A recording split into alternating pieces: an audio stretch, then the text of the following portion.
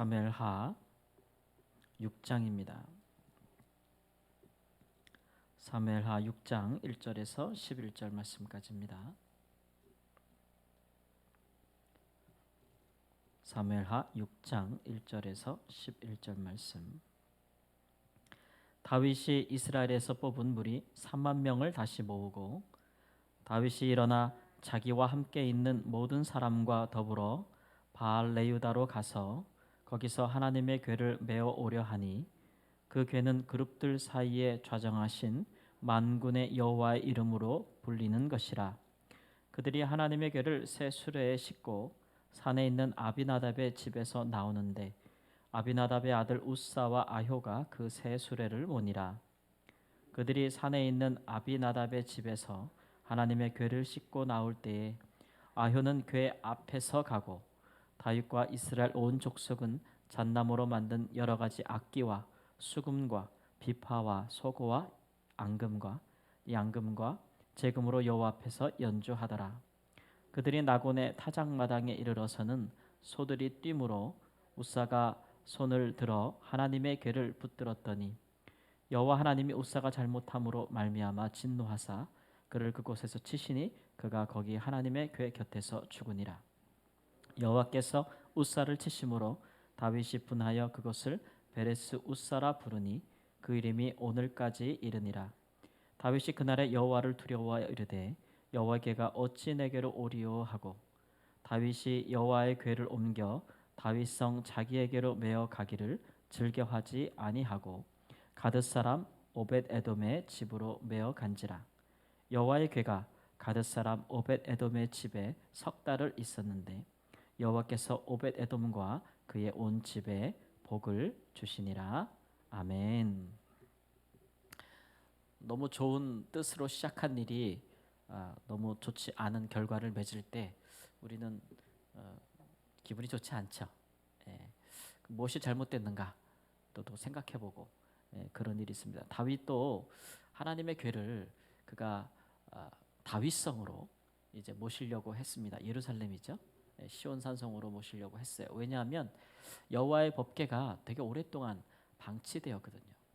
사울 이후로 생각한다면 수십 년 동안 방치가 되었는데 그 엘리가 제사장으로 있을 때에 실로에서 그때 블레셋이 쳐들어왔고 그때 블레셋 여호와의 궤를 빼앗겼습니다. 그들이 하나님 앞에 정결하지 않으면서도 거룩하지 않으면서도 여호와의 궤만 앞서 세워 나아가면 전쟁에서 이길 것이라고 착각한 것이죠. 블레셋이 여호와의 법궤를 빼앗았고 그리고 뒤에 한참 뒤에 여호와의 법궤가 스스로 이스라엘로 돌아왔습니다. 베세메스라는 곳으로 돌아왔지요. 그때 블레셋 사람들이 여호와의 법궤로 인하여 그들이 재앙을 당한 것을 알고 어떻게 하면 돌려보낼까 하다가 새 수레에 그리고 그 법궤를 실어가지고 이제 이스라엘로 돌려보냈습니다. 그러고 나서 이제 그 법궤가 오늘 말씀한 것처럼 이제 그 아비나답의 집에서 한 30년 동안 있었다. 방치된 것이죠. 사울 왕이 사실은 이 법궤를 제대로 좀 가져다가 성막 같은 여호와의 성소를 회복하고 성막을 다시 회복했으면 좋았을 것을 사울 왕은 그런데 관심이 없었던 것 같아요. 뭐 당연하겠죠. 그 마음에 하나님을 버렸는데 그가 하나님의 법궤에 대해서 뭐 신경이나 썼겠습니까? 근데 다윗은 그가 이제 이스라엘 왕이 되고 그리고 예루살렘을 빼앗아 이스라엘의 수도를 삼고 또 당면한 전쟁에서 승리한 이후에 그가 가장 먼저 생각한 것은 여호와의 법궤를 모시고자 함이었습니다. 여호와의 법궤 위에 두 그룹이 있잖아요. 그룹 사이에 만군의 여호와께서 좌정하신다라는 하나님에 대한 임재가 있고 또 여호와의 법궤가 시편 132편에 보면 다윗이 왕이 된 이후에 하나님의 법궤를 찾기 위해서 굉장히 수고했던 것 같아요. 여기저기 찾다가 그가 나무 밭에 나무에서 찾았다 이런 얘기를 하거든요. 그러니까 사실은 법궤가 방치된 것이나 다름이 없지요. 야외에서 그냥 이렇게 방치된 거죠. 수십 년 동안. 그러니 그 일들에 대해서 다윗이 이제 뜨거운 마음이 있어서 하나님의 법궤를 모시려고 했던 것이죠. 그런데 같은 그 사건을 다루는 역대상 13장에 가보면 다윗이 이 일을 할 때에 군 지휘관들과 논의를 했다고 해요.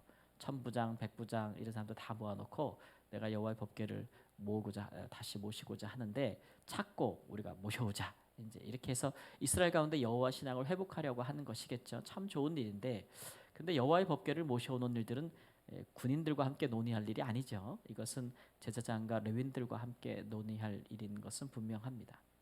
여호와를 법궤를 모셔오면서 결과적으로는 하나님께서 블레셋 사람들이 하나님의 법궤를 갖고 있을 때 당한 재앙과 비슷한 재앙을 당하잖아요. 이거는 정말 말도 안 되는 거예요, 그렇죠? 어떤 일이 있었는가? 그래서 보면은 다윗은 군지관들하고 논의하다 보면 뭐 군사적으로 효율적으로 작전하듯이 이거 법궤 옮기는 거 아니겠어요? 그러다 보니까 하나님께서 이제 모세 율법에 규정하신 하나님의 거룩함을 드러낼 수 있는 방식으로 이제 법궤를 옮기지 아니하고 효율적인 방식으로 그 세수레에다가 이게 블레셋 사람들이 했던 것과 똑같은 방식으로 그렇게 법궤를 놓고 빨리빨리 옮겨가고자 했던 것입니다. 그게 뭐 가장 효율적이고 좋은 방법이라고 생각을 했겠죠. 그러나 모세의 율법에 보면은 이 여호와의 법궤를 옮길 때는 그 어느 누구도 법궤를 눈으로 볼 수가 없었어요. 그리고 덮개를 덮어가지고 보지 못했고 레위 자손 중에서도 고핫 자손들이 그 일을 담당했는데 뒤로 들어가서 눈으로 보지 못했어요. 뒤로 들어가서 덮개를 놓고 그 법궤에 궤가 있거든요. 고리에다가 그 나무 조각목으로 만든 그 나무를 끼워서 어깨 뒤로 들어가서 어깨에 메고 이동하게 돼 있다고요. 이처럼 철저하게 법궤를 하나님께서 사람들의 시야에서 감추시고 레위인들조차도 가장 가까이서 섬기는 레위인들조차도 보지 못하게 하신 것. 이것은 대제사장이라 할지라도 1년에 한 번만 지성소에 들어갈 수 있었거든요. 대속죄일에. 그렇게까지 엄격하게 금하신 것은 의식적으로 그것을 통해서 하나님의 법궤가 하나님이 거룩한 분이라는 것을 매우 강조하기 위함이에요. 그래서 누구든지 하나님 앞에 나아가려거든 그는 거룩해야 된다라는 것을 강조하시기 위해서 아주 엄하게 그렇게 규례까지 정하셨는데, 다윗이 그런 규례를 알지 못했던 까닭일까요? 아니면 더 효율적인 방법을 택했기 때문일까요? 어쨌든지 간에 그러한 방법으로 하지 않았지만 일단 다윗의 마음은 되게 순전한 마음이 있었던 것 같아요. 내가 하나님의 법궤를 빨리 모셔서 이스라엘 중에서 여호와께서 함께 계심을 알게 하겠다. 그런 마음은 있었던 것 같은데, 중요한 것은 그런 일들에 관해서 좀 하나님께 물어보고 또 그 일을 담당할 또 레위인과 제사장들과 함께 논의하고 그랬으면 좋았을 것이다라는 생각이 듭니다. 또 하나는 이제 그 우사가 여호와의 궤 옆에서 엎드려 죽었다 이렇게 얘기하고 있는데, 그는 여호와의 법궤가 수십 년 동안 방치됐을 때 그 법궤를 지킨 사람 아니겠어요, 그렇죠? 잘 모시고 지킨 사람인데 그가 나곤의 타작마당에 이르러서요 소들이 뛸 때에, 우리말은 띠므로라고 돼 있는데 이제 언어적으로는 소들이 비틀거릴 때에 이제 여호와의 법궤를 손으로 붙들었다 이렇게 만졌다 이렇게 이야기하고 있죠. 그래서 하나님께서 우사가 잘못함으로 말미암아 그의 적절치 못한 행동으로 말미암아 그를 치셨다라고 이제 하고 있습니다. 그래서 이것을 우리가 어떻게 해석할 것인가에 대한 사실 그 의견이 많아요. 분분해요. 하나님께서 이렇게까지 하시는가? 막 이런 여러 가지 얘기들이 있는데 뭐 가장 타당한 해석으로는 하나님께서 까닭 없이 사람을 치시겠어요. 그래서 이런 일들을 보면서 우사가 하나님의 궤에 대해서 어떻게 생각했는가라는 이제 그 인식을 보여준다라는 것이죠. 하나님의 궤가 하나님의 임재를 상징하는 것이고 당시 이스라엘 백성들에게는 하나님 자신으로 이렇게 인식이 되어지고 있어서 감히 그 법궤에 관하여 가까이 하지도 못할 것이고 눈으로 보지도 못할 것이라 이렇게 여김을 받는 것인데, 이 우사는 그 여호와의 궤를 그 주저없이 손을 들어서 붙들었다, 만졌다, 붙들었다 이렇게 말하고 있어요.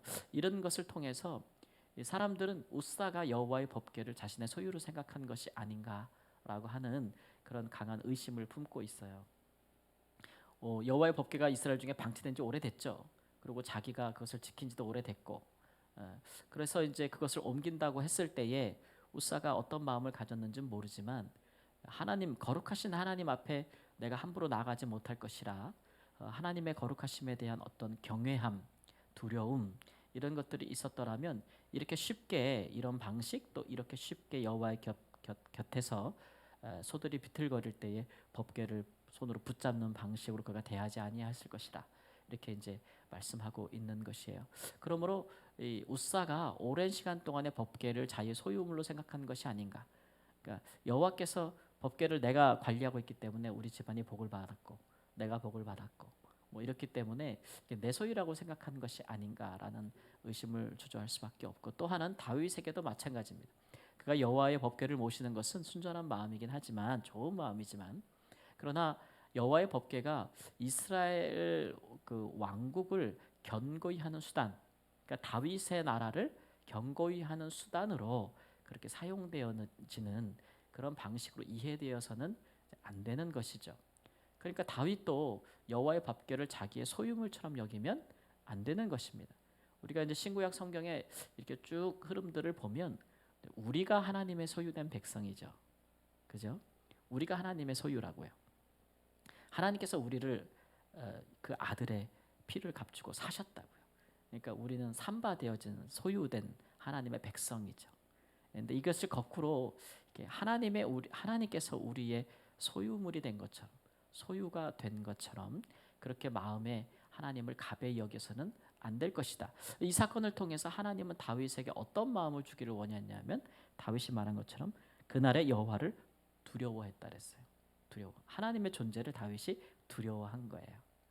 다윗에게 있어 하나님은 언제나 그를 돕는 분이죠. 환난 가운데 그를 도우시고 그를 떠나지 아니하시고 그를 지켜주시고 그의 생명을 보존해 주시는 분, 아주 그런 그 하나님은 다윗에게서 정말 소중한 분이죠. 가까운 분이고, 그렇죠? 근데 우리 하나님은 그러하시지만, 그러나 또 하나 우리 하나님은 또 우리가 함부로 하지 못할 거룩함 가운데 계시는, 우리가 마땅히 두려워해야 할, 경외할 분이죠. 우리가 가볍게 다뤄서는 아니 될 뿐입니다. 누가 우리에게 사랑을 베풀고 친절을 베풀고 은혜를 베푼다고 해서 그 사람이 우리를 친근히 대한다고 해서 우리가 가볍게 여겨서는 안 되잖아요, 그죠? 가볍게 여겨서는 안 돼요.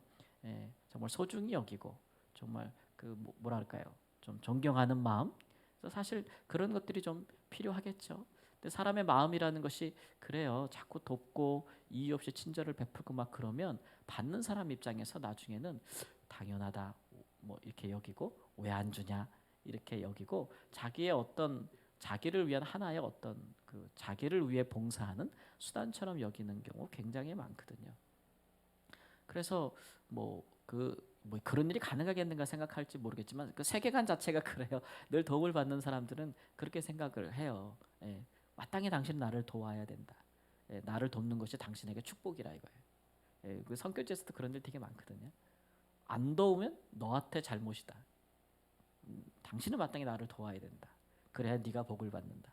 이렇게 생각해서 그런 것들을 굉장히 강요하는 사람들도 있고, 당연하게 여기고, 그래서 은혜를 은혜로 여기지 못하는 그런 일도 많죠. 하나님께서 하나님의 소유된 백성들을 인도하실 때에 그가 우리를 사랑하시고 은혜를 베푸시며 또 우리와 가까이 하시고 친근히 하시는 분이라는 것을 분명히 알게 하기를 원하십니다. 그러나 동시에 하나님의 백성들이, 하나님은 거룩한 분이며 우리가 그를 거룩한 방식으로 대하지 아니할 때에는 하나님께서도 그 일에 대해서 만족체 갖지 못하신다, 기뻐하지 아니하신다라는 것을 말씀하고 있는 것이죠. 마치 자녀가 그 부모를 사랑을 느끼고 감사함과 동시에 또 때로는 부모가 자녀를 훈계할 때에는 자녀가 그것을 업신여기면 안 돼요. 부모의 훈계를, 그죠? 그 말을 가볍게 여기면 안 되고, 그 가르침에 대해서 또 두려워하는 마음도 때로는 있어야 그게 자녀가 부모의 말에 순종하지 않겠어요? 너무 가깝고, 요즘 뭐 친구 같은 부모님이 최고 인기인데, 그렇죠. 친구 같은 부모님 필요하죠, 자녀들에게 있어서. 그러나 또 하나는 부모로서의 권위도 있어야 하지 않겠어요? 그 두 가지를 다 부모를 상대하여 깨달아 알 수 있는 자녀가 지혜로운 자녀라고 할 수 있겠고, 하나님의 뜻에 순종하는 자녀라고, 부모에게 순종하는 자녀라고 할 수 있듯이 우리가 하나님을 경외함도 마찬가지다. 믿는 사람들이 하나님의 백성들이 하나님을 사랑하여 죄를 짓지 않기보다는 하나님을 두려워하여 죄를 짓지 않습니다. 우리를 곰곰이 생각해 보세요. 그렇죠? 하나님을 사랑하여 우리가 죄를 짓지 않기보다는 죄를 질 때 하나님이 두려워서예요.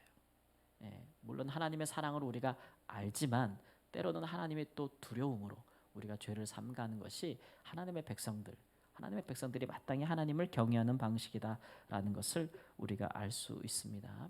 하나님께서 다윗에게 또 우사에게 가까이 하심으로 복을 주셨을지라도 그러나 그들이 하나님을 모시고 하나님을 섬길 때에는 하나님이 정하신 방식으로 하나님의 거룩하심을 따라서 하나님을 섬겨야지 자기에게 편리하고 자기에게 효율적인 방식으로 또 나를 위하여서 내가 원하는 대로 그렇게 할 것이라 라고 하나님을 가볍게 여기면 유익이 없다는 것을 오늘 말씀에서 잘 보여주고 있는 것입니다.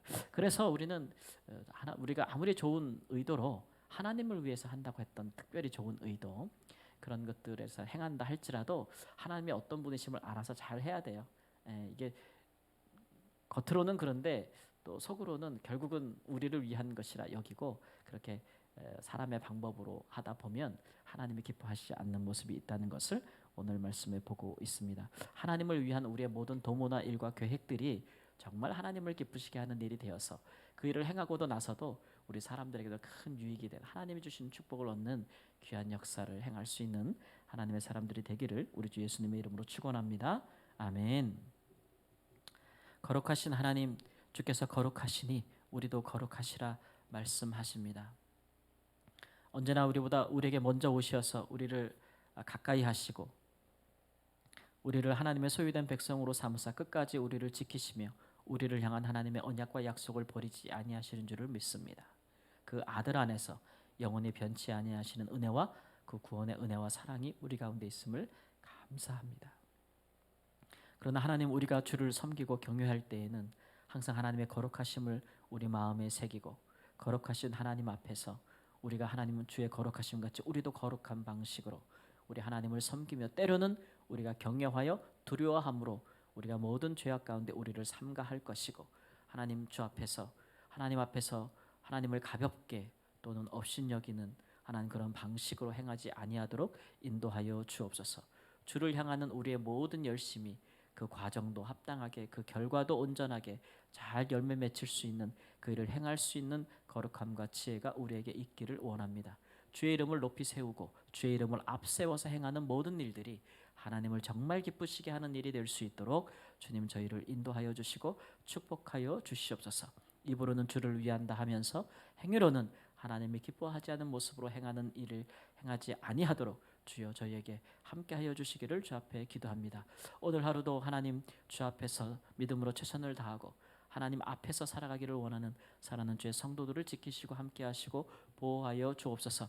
무엇보다 죄의 유혹에서 건져주시고 하나님 앞에서 기뻐하지 아니할 만한 모습으로 서지 아니하도록 인도해 주시옵시고 주 앞에서 거룩함으로 최선을 다할 때 크신 돕는 은혜와 역사를 더하여 주옵소서.